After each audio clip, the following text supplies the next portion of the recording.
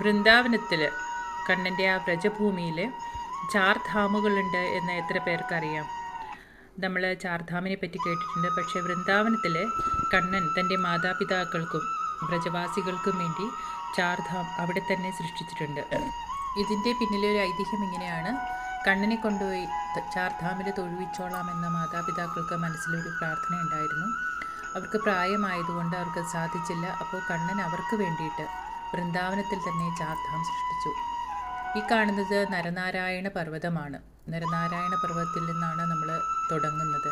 ഗംഗോത്രിയിലേക്കും യമുനോത്രിയിലേക്കുമുള്ള യാത്രയാണ് ഈ കണ്ടത്.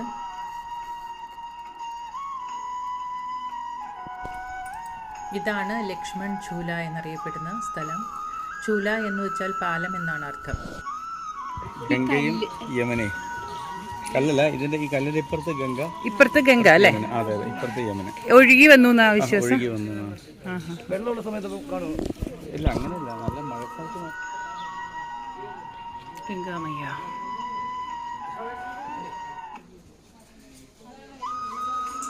ഇതാണ് ഗംഗോത്രി യമുനോത്രി.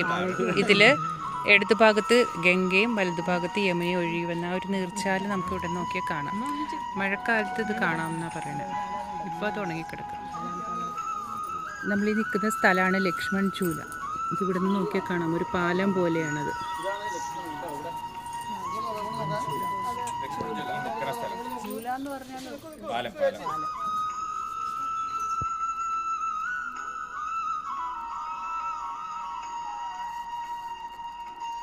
അടുത്തതായിട്ട് ഞങ്ങൾ പോയത് ഹരിക്കി പൗഡി, ഹരിദ്വാർ എന്നുള്ള ഒരു സ്ഥലത്തേക്കാണ്. അപ്പോൾ ഹരിദ്വാർ വ്രജത്തിലുമുണ്ട്. ഇത് ഗംഗ ഒഴുകി വന്ന സ്ഥലമാണെന്നാണ് പറയുന്നത്. ഇപ്പോൾ കലിക്കാലത്ത് ഗംഗ വറ്റി വരേണ്ട ഒരു ചെറിയ കുളമായി മാറിയെന്നാണ് അവിടെ ഉണ്ടായിരുന്ന ആ ഒരു പൂജാരി ഞങ്ങളോട് പറഞ്ഞത്. ഗജേന്ദ്ര മോക്ഷത്തെ ഓർമ്മിപ്പിക്കുന്ന ഒരു സ്ഥലമാണിത്. ഇവിടെ ഗജേന്ദ്ര മോക്ഷത്തെ ഓർമ്മിപ്പിക്കാൻ വേണ്ടി വലിയൊരു പാറക്കല്ല്, അവിടെ ഒരു ഗജേന്ദ്രൻ്റെ രൂപമെല്ലാം കുത്തിവെച്ചിട്ടുണ്ട്. ആ ഒരു സ്ഥലമാണിത്. ഇത് ഹരിക്കി പൗഡിയുടെ അടുത്ത് തന്നെയുള്ളൊരു സ്ഥലമാണ്.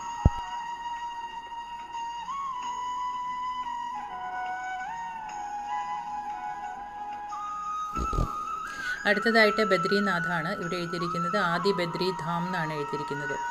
ഇവിടെ ദർശനം നടത്തിയാൽ ബദ്രീനാഥിൽ പോയി ദർശനം നടത്തിയ അതേ അനുഭവവും അനുഗ്രഹവും ലഭിക്കുമെന്നാണ് ഇവിടെയുള്ളവർ പറഞ്ഞത്.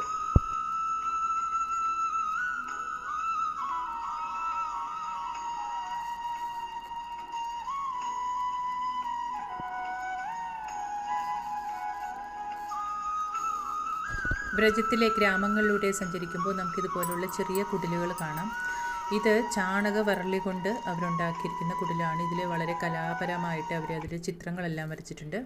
ഇതിൻ്റെ ഉള്ളിലും നിറയെ ചാണകവറളി തന്നെയാണുള്ളത്.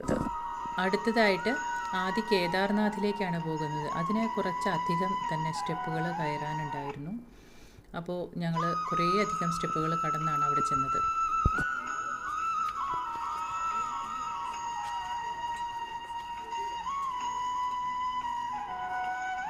സ്റ്റെപ്പുകളെല്ലാം കയറി തളർന്നാണ് ഞങ്ങൾ മുകളിൽ ചെന്നത്. പക്ഷേ ഏറ്റവും മുകളിൽ ചെല്ലുമ്പോൾ ഒരു ഗുഹയുണ്ട്. ആ ഗുഹയുടെ ഉള്ളിൽ വളരെ എനർജറ്റിക് ആയിട്ടൊരു ശിവലിംഗമുണ്ട്.